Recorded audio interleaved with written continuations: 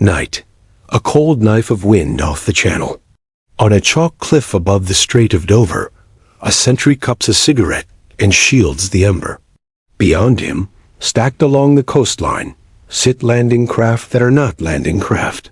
Their hulls are timber on scaffolds, their decks painted shadows. Parked behind them are tanks that smell of rubber and glue, trucks with false axles, aircraft frames that can be lifted by 6 men, and a good joke. The sentry knows what they are and what they are not. He doesn't need them to be real.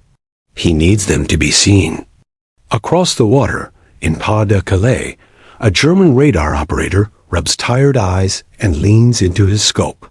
The green sweep returns echoes fat with wise great clouds of metal specks blooming where only dark water should be. Somewhere else, a signals clerk at a German listening post near Lille takes down a stream of Allied radio traffic. It is busy, messy, convincing. Crossing scheduled, fuel demanded, battalion numbers rattled off with the bored authority of repetition. The clerk pencils a line under the call signs he's learned to trust and walks the report down a corridor where the plaster peels. When his captain asks, "Where?" the answer is the same as always. The Pas de Calais. The most guarded truth of 1944 is not a weapon or a machine, but a story. A story so carefully built and so stubbornly repeated that the enemy believed it past the point of reason. The main Allied invasion would come at the shortest crossing, where France looks up at England like a neighbor across a fence. The real invasion would land in Normandy. The secret was not the real one. The secret was the false one, and that it would be believed long enough for the real one to succeed. We will tell the story of the mission that made that belief possible. It had a bland name, Bodyguard, and within it a heart with a nickname that sounds like a promise, Fortitude. It is easy to show you steel to marvel at Higgins boats shouldering surf on D-Day, or the armor parked in hedgerows like beasts at pasture.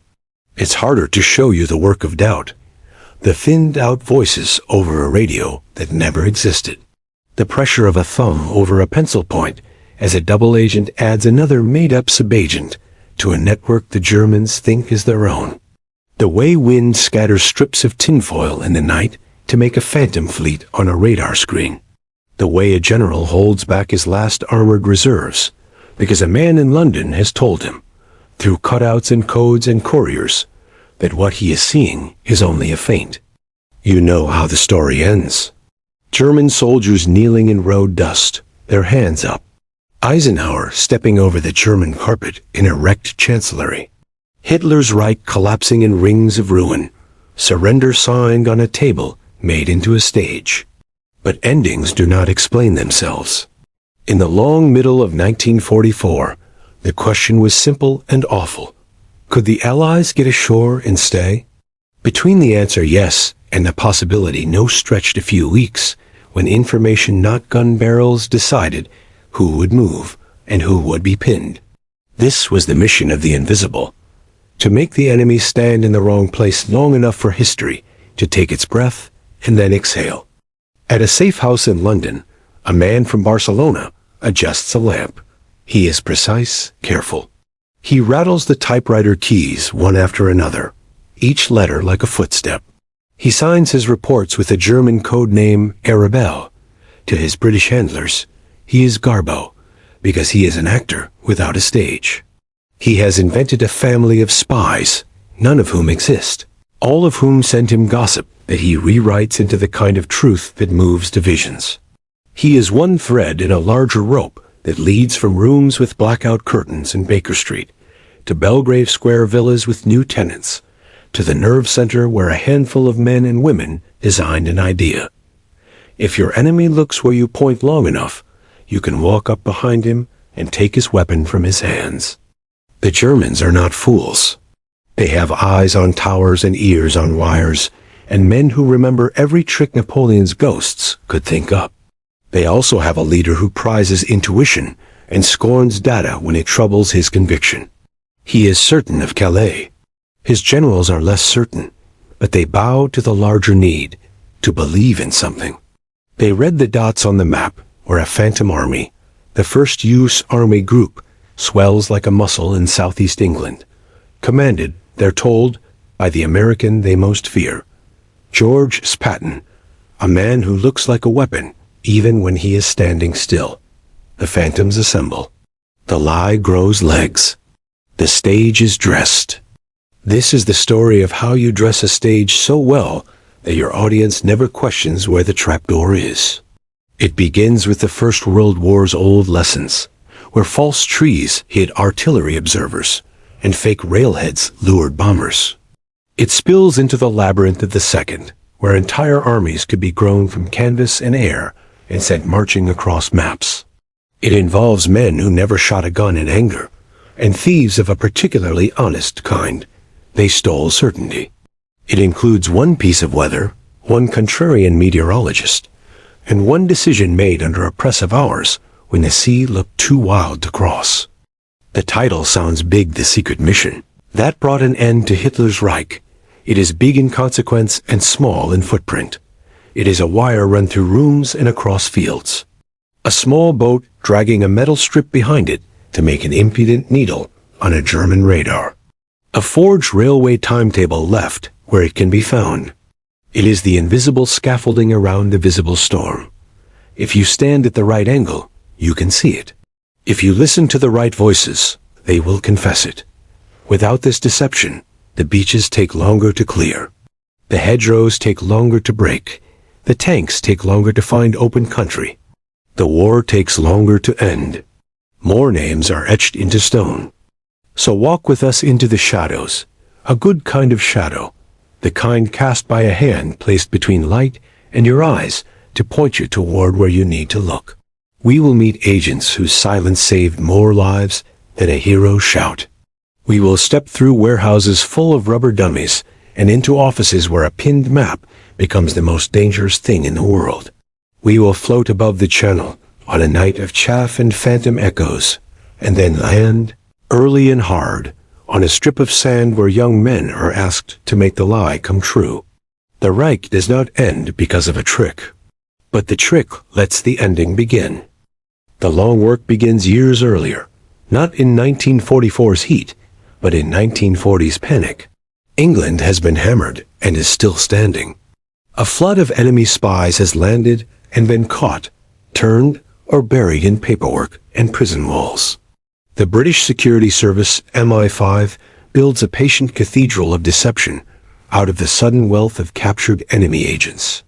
It calls the effort the double-cross system because it twists enemy assets into allied tools and then knits them into a network that looks, to German eyes, like a lattice of insight and value. At the head of that lattice sits the XX Committee, chaired by the reserved scholar John Masterman, and powered by a field officer with the grin and appetite of a foxhound, Thomas Tarr Robertson. Agents with code names that sound like poker hands, Tate, Brutus, Treasure, Tricycle, are turned or recruited and fed a diet of fact and invention. The work requires a patience that is nearly unnatural.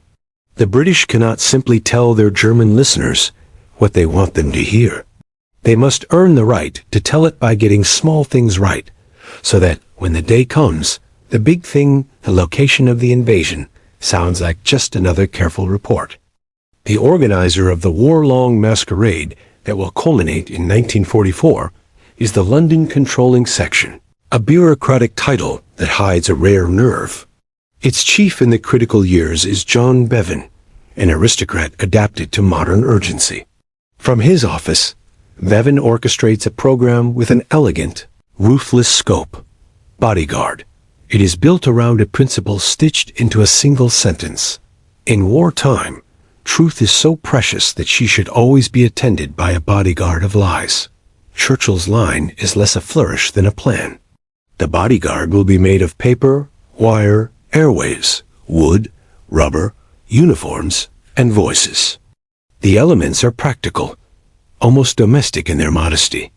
Physical deception, dummy aircraft, tanks, artillery, false harbors, piers laid along beaches to suggest embarkation, wireless deception radio operators tapping out lifelike traffic for formations that do not exist, supervised by an Anglo-American team known as our force and British signalers, practiced enough to simulate the fingerprints of real units' habits. Visual deception army camps built with just enough detail to blur through a Luftwaffe pilot's camera, complete with mess line clutter and latrines. Administrative deception orders, memos and leave passes designed to be lost to German eyes through controlled leaks. And above all, human deception, a narrative delivered by agents the Germans believe are their own. Consider the crown jewel among those narrators, Agent Garbo.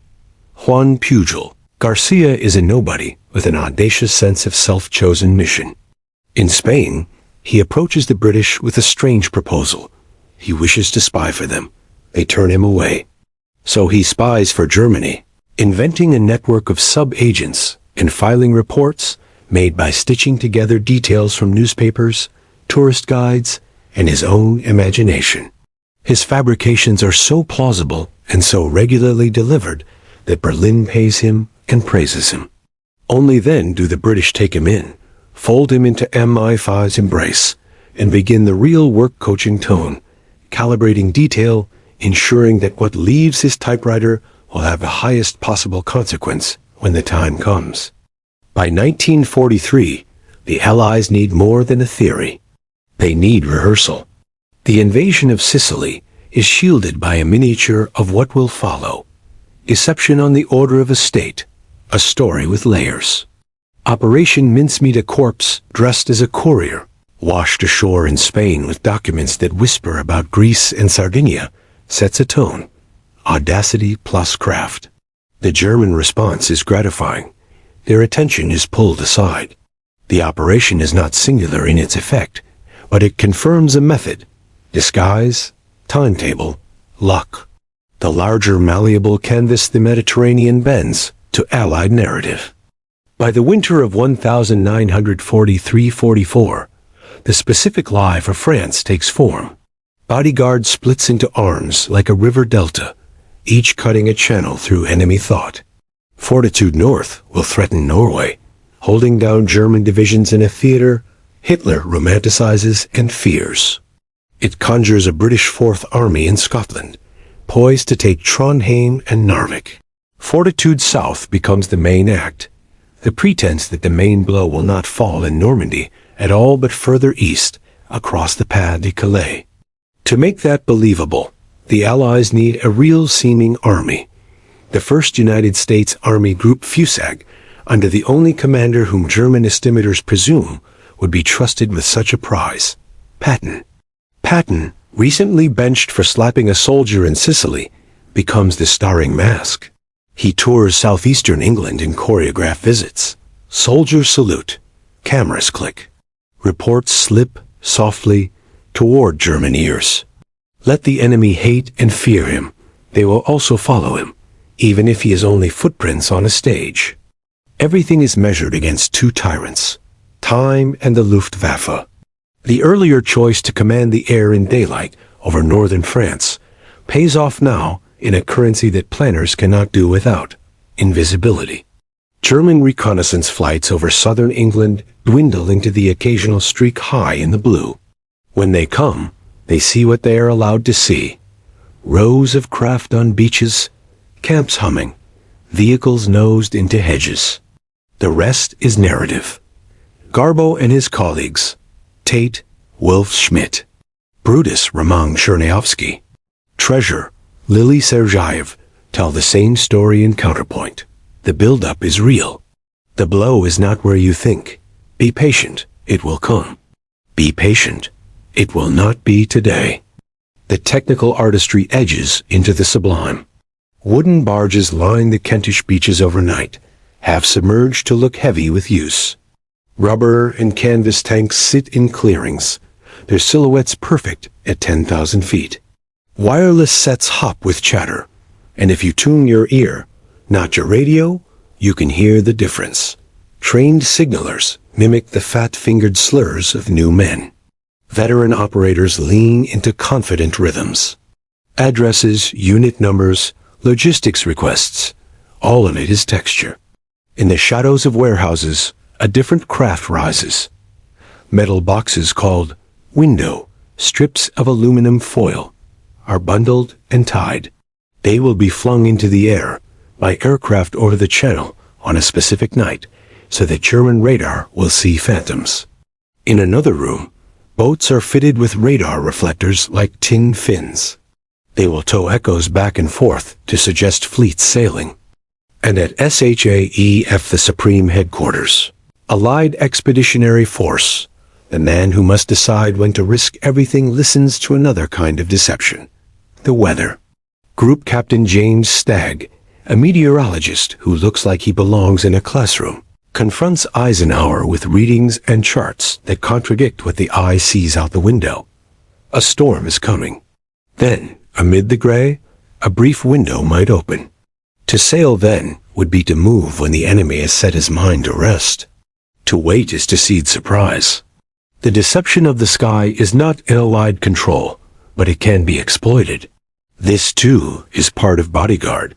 Let nature mislead, if it will. Skepticism, the oxygen of intelligence work, remains alive on both sides. German intelligence officers understand the possibility of a play. Some warn that the enemy could be folding lies into truth, but intelligence is not omnipotent. It feeds a commander's appetite as much as it satisfies it. Hitler's insistence on Calais gives the Allied story a spine. Once lodged, belief becomes self-healing. Any piece of evidence can be bent to fit it. That is the secret mission's true art, not to invent ex nihilo, but to harness a bias already there and coax it into rigidity. The scaffolding is ready. The hammer is nearly raised. The week of the invasion arrives in rough weather and nerve. On the night before the Atlantic Wall is tested, a second fleet leaves the English coast. It carries no men who intend to land. Its cargo is rumor made visible. Operations Taxable and Glimmer send small boats across the channel trailing radar reflectors while RAF bombers fly tight circuits, feeding German radar with strips of window chaff that falls like a metallic snow. To operators in sleek rooms along the French coast, the ocean seems suddenly thick with ships. The coordinates of that thickness point toward Boulogne and Calais. At the same time, a more intimate deception, code-named Titanic, unfurls above land. RAF aircraft drop dummy paratroopers near Cannes and further east. The dummies, Ruperts, plummet with fireworks set to pop and flare, imitating small arms fire and the bustle of assembling men. Scattered among them are a few real special air service teams who will make just enough noise to turn the enemy's head. German units scramble in the dark toward ghosts, leaving gaps where flesh and bone will matter with the dawn. Coastal gunners in Pas de Calais peer through night glasses and ask permission to fire. Reports roll upward. Formations sighted, lights on the water, aircraft over the strait in number. Not all German officers are fooled. A few advise caution. But caution means waiting, and waiting is exactly what the deception desires. By keeping the 15th Army, assigned to guard the Calais sector, in a state of taut anticipation, the Allies create the most valuable commodity of the night: delay. Meanwhile, the real fleet fights the weather to reach 5 beaches with names that sound like home. NAVY coxswains curse the sea. Soldiers hiss through nausea and fear. Huge engines churn gray water white. This part is not secret, cannot be. There is only one way to force an army onto a shore held by an enemy: to go. The secret lies elsewhere, in a series of notes that leave London's safe houses and cross the air one last time. In the early hours of June 6th, GARBO sends a warning. Units are sailing. An attack on Normandy seems imminent. The British let the message pass through to the Germans, but conveniently, too late to be operationally useful, delayed by a few hours. A kiss of truth that suggests sincerity and yet is harmless. Later, GARBO writes again. This is a diversion. The blow on Normandy is not the blow. The main landing will come at Pas de Calais within weeks. Others in the XX network echo the theme. A harmony of falsehood sings above a beach where men drown, reload, rise, and push inland. The result, measured in miles and hours, is life. The German response in Normandy is violent, persistent, and brave. The 21st Panzer Division counterattacks. The 12th SS rushes in. Panzerlehr moves with mechanical dignity, its steel bright, its soldiers proud in the sad way of men who know they are walking into hell. But the armored reserves that could have been concentrated for a shattering blow do not converge. Hitler holds them back locally and centrally, transfixed by the possibility that to commit would be to denude Calais. In the days that follow, the weight of those held-up decisions becomes gravity itself. There are small moments when the deception flickers. German reconnaissance pilots will glimpse the edge of the invasion's truth and radio in what they see. Field commanders in 7th Army speak with the plainness of men whose boots are full of sand and whose batteries are low. The enemy is here, in force, now. But when those messages travel up through channels to a headquarters insulated by distance and belief, they are dampened. The top reads the map the way a dreamer insists on interpreting his own dream. The Allies have counted on this a machine made of paper clips and human nature. The technique unfolds beyond the first day. Today +1, +5, +10. GARBO continues to temper German expectations, promising repeatedly that FUSAG will land soon, that Patton's phantoms are real and sharpening. British wireless deception spreads radio nets across Kent like ivy. The Germans intercept orders purporting to belong to a U.S. 14th Army, an army that exists solely in inks and voices, earmarked to arrive in Calais after the preliminary Normandy action. The deception reaches for a seemingly impossible stretch, not only to hold German belief, but to have disbelief itself serve the Allied purpose. Every day the 15th Army waits behind the Pas de Calais. Every train not sent to Normandy, every tanker truck not dispatched west, buys time for the beachhead to deepen, the ports to be seized, the hedgerows to be chewed and spit out. The air war does its part, and here two deceptions calm arithmetic matters. The transportation plan weeks of bombing aimed at rail yards, bridges, and roads feeding northern France makes literal the image the deception planted, a world where it feels safer to wait than to move. German divisions that wish to redeploy toward Normandy do so in daylight at the risk of being shredded. At night, they creep, and even then the Allied aircraft hunt with patience. Again and again, staffs decide to keep wait in Calais. The gunfire in Normandy becomes not a warning siren, but background noise. In the German message traffic that survives, you can hear the oscillation, the back and forth between awareness and refusal. On June 9th, the German High Command notes the possibility that Normandy is the main landing, but cautions that a second, larger assault at Calais might still come. On June 13th, after the first V-1 flying bombs strike London, Hitler's anger hardens into an instruction: hold all possible forces to protect the Pas de Calais launching sites and the ground behind them. The fan of belief narrows to a point. By the end of June, Allied forces break out of the beach's perimeter, inch east and south, fight for Caen, link the American and British worlds into a broad front. The German 15th Army still waits. Some units make tentative moves west, then halt on order, like chess pieces a hand hovers over, but does not release. Inside this hesitation are thousands of lost chances, opportunities for Germans to rip open a supply route, to cut a beach off from its hinterland. The secret mission, which sounds grand, is in fact humble: keep doubt alive. In doing so, it turns a geographical accident, the breadth of France, into a weapon. As summer ripens and then begins to fade over France, the tether that binds the German 15th Army to the Pas de Calais frays slowly, but does not break. It holds through the critical July battles, when the Allied lodgment is not yet destiny. At Caen, British and Canadian troops grind forward through streets, that smell of plaster and cordite. A city turned into a quarry. Operation BODYGUARD rolls armor east of the Orne with a noise that feels like weather. German tanks meet them with skill and malice. The thunder on Cannes plain reads, to German ears tuned by Fortitude, like the prelude to a breakthrough aimed at Calais. The belief, fed and watered for months, now tends itself. On the American flank, the hedgerow nightmare yields to mass.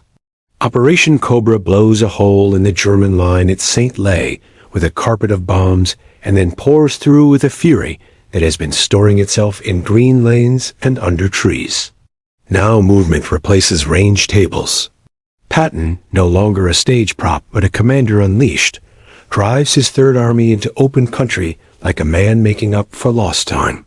In this moment, the weight of divisions parked uselessly near Calais becomes nearly obscene. Letters and diaries of German soldiers and officers watch the map with a scholar's disgust. Here we stand. There we should be. When the Germans strike back Operation Luttich, the counterattack at Mortain, they do it with less than was once possible. Panzer divisions that might have lent muscle are out of position, late, or exhausted. American air power shreds columns. In the closing of the Falaise pocket, when tens of thousands of German soldiers claw for escape through a corridor that narrows with every hour, the ghost of Fortitude is present. The units trapped and broken, there are remnants. The reserves husbanded for Calais cannot reach them in time or in number. A commander in the pocket writes that the sky has become our worst enemy. The ground under his pen tightens. The pocket closes. A war that still had months to run feels, for a moment, like a foregone conclusion. Fortitude North hums in the background too, a quieter measure in the same piece. Dummy formations in Scotland, fake orders, and radio nets convince the Germans that Norway is threatened. They keep mountain divisions and coastal units pinged to fjords. They guard ore routes and airfields that the Allies never intend to take. The cost of this fixation is borne in France. Troops that might have mattered around Cannes or Mortain, or later on the Seine and the Somme, are frozen in a theater that will witness no landing. Hitler's attachment to Norway, part strategic, part romantic, makes him vulnerable to suggestion. The suggestion is applied with a patient hand. The deception extends past the beachhead period. As Allied armies surge toward Paris and then pivot along the German frontier, FUSAG begins to dissolve, its purpose fulfilled. Patton's very real army has become its own argument. And yet the earlier belief in Calais lingers like a spell after the teller has left the room. German staffs continue to consider the possibility of a second landing long after opportunity has died. Even in August, after Paris rises and is released, the 15th Army in the north remains an idle weight. When it finally does move, its efforts are defensive, its energies poured into holding the Scheldt estuary's banks and Antwerp's approaches tasks made inevitable by earlier immobility. At the strategic level, the Allied deception dovetails with the Soviet thunderclap. Operation Progression, launched on June 22, 1944, annihilates German Army Group Center in Belarus. The Reich bleeds in two directions at once. Intelligence historians will debate margins and assign weights. What does deception amount to when set next to a Soviet offensive that destroys dozens of divisions? What does anything amount to when measured against industrial output and fuel and the very geometry of geography? But history is not a contest of absolutes. It is a sum of pressures. Fortitude reduced the pressure on Normandy when it was intolerable. It raised pressure elsewhere by holding German choices hostage to a belief. It did not end the Reich by itself. It made the end easier to reach. There is a political echo too. Hitler's grip on operational decision-making tightens as 1944 goes on. His willingness to listen to an intelligence estimate shrinks in proportion to his fear. This makes him a perfect audience for a lie that flatters his expectations. If he had been more flexible, if he had allowed commanders on the ground the authority to commit reserves quickly in response to Normandy's crisis. The beachhead might have been contained longer, the breakout complicated, the timetable altered. Avoiding that contingency is Fortitude's quiet triumph. It uses the nature of an opponent's hierarchy against it. Look closer and you see the faces who built that triumph. In the XX committee room, Masterman and Robertson argue over commas and calibrations. At MI5, Case Officer Thomas Harris sits with GARBO, guiding a letter that must not oversell its point. In a Scottish port, carpenters cut wood to the measurements of a patrol boat that will never sail. On a Kent hillside, signalers string aerials and practice the arpeggios of a wireless net with nothing behind it. American officers in southeastern England print out orders for an army that is only a name. File clerks bind paperwork for ghost units. Billeting officers evict nobody from quarters nobody will use. In Cairo, in Algiers, in Naples, the Deception's sister operations pivot German attention toward Greece and the Balkans Operation Zeppelin, a chorus of feints that thicken the fog around Allied intentions. None of them fire a shot. All of them load the weapon of choice: time. The war will still demand too much after the breakout. Ardennes in winter will take its due. The Reich's agony will be prolonged by fanaticism and the Wehrmacht's professional stubbornness. But the balance has tipped. The secret mission has done its work so thoroughly that even when the lie is no longer needed, its residue still stains the enemy's view.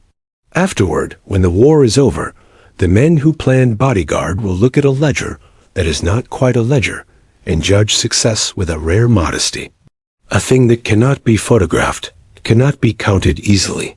And yet they will know. When the shooting stops, secrecy does not. The men and women who made the lies work go home and go quiet. It will take decades before the double-cross system steps into daylight. John Masterman's account will circulate privately in 1945, then be smothered by official secrets.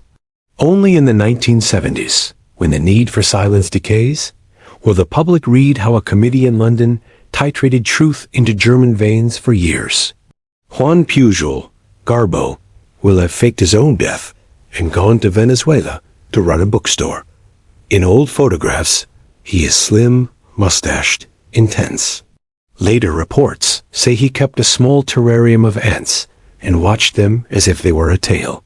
When a British journalist finds him in the 1980s and coaxes him to the places his messages saved, Normandy beaches, memorial soldiers and gray hair, will shake his hand and thank a spy for not letting them fight a battle that never had to be fought. The ironies multiply.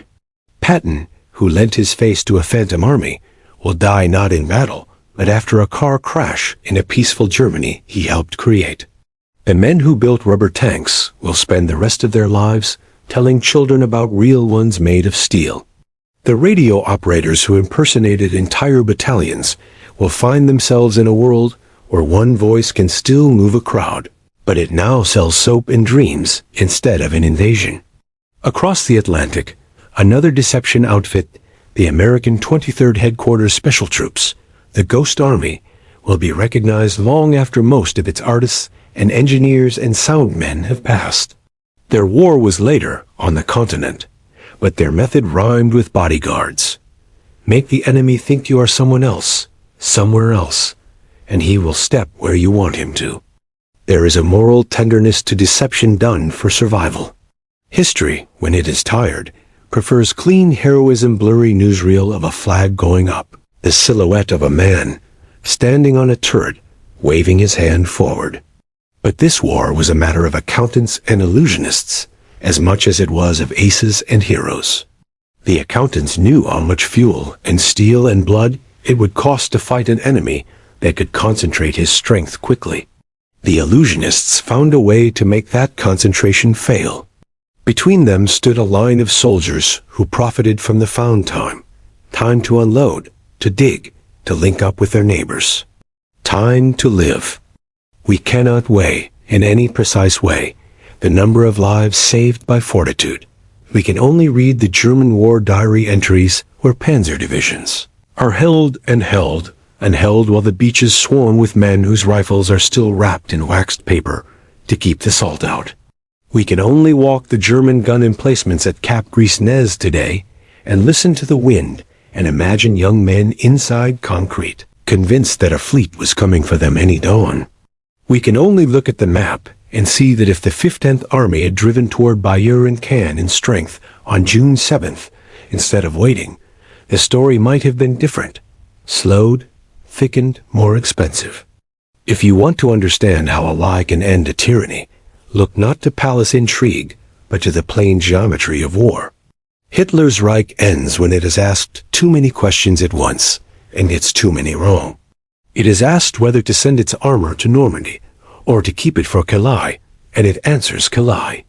It is asked whether to move divisions out of Norway, and it answers no.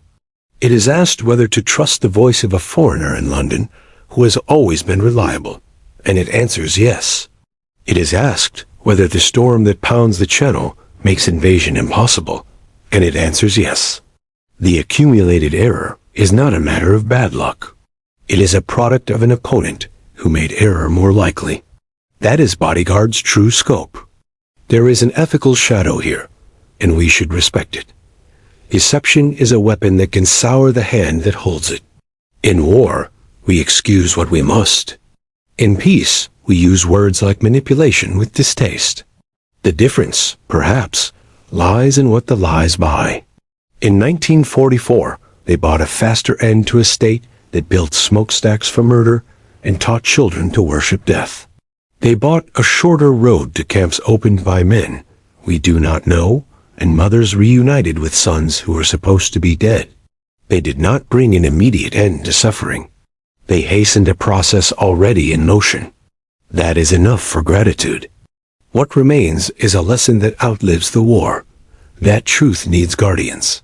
And sometimes those guardians have to dress it in layers until the day arrives when it can walk outside uncovered.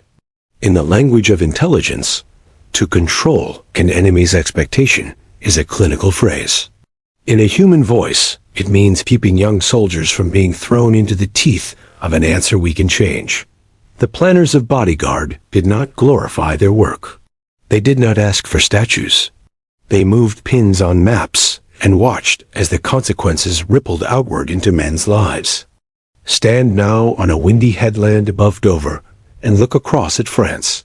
The strait is narrow. The distance seems negotiable with will alone. Imagine the wall of fakes that once lined this coast. Imagine the hand-painted numbers on wooden landing craft, the rubber coils inside a tank's belly that kept its shape, the men in radio trucks tapping out arguments in Morse that persuaded a faraway mind. Then turn and face west, where the true fleet sailed on a night when the weather argued against it and a meteorologist argued back. Down that way lay the beaches that bear the names we teach children. Down that way, the water changed color with blood and gasoline. The secret mission that helped end the Reich was not a single dash in the dark. It was a sustained quiet that made the dash possible. Months of saying the wrong thing so that the right thing could happen. If we have a call to make in its wake, it is not to cunning for its own sake. It is to humility. To remember that wars end, not only because of the soldiers who charge, but because of the clerks and case officers and carpenters who make the other side take one step in the wrong direction and then another. That is not romance. It is responsibility. At a cemetery in Normandy, a visitor leans down and reads a name. The grass is sharp and attentive. The wind speaks in low tones. Somewhere under the same sky, in a town that used to be called Leningrad, or in a village in the Ardennes, or on a street in London that survived a bomb, someone else reads a different name. The web of fate is tighter than any plan. It cannot be teased apart to say which life was saved by which lie. But we can honor the intent that braided those lies together. We can honor the fact that a small team of citizens in rooms without windows chose to put their cleverness to work not for power or profit, but for an end to a world that had made itself unlivable. Fortitude is not an accident of naming. It is the quality demanded of those who fought, and of those who asked them to wait a little longer while a story set the stage. The Reich ended in 1,000 ways, in ruin and blood, in law and judgment, in silence and ash. Among those ways, count this: a night when phantom fleets moved upon the water, and wooden tanks stood in fields, and a Spaniard typed slowly under a London lamp, while somewhere, across a channel, a general paused with his hand over a telephone, and, believing what he had been led to believe, did not lift it.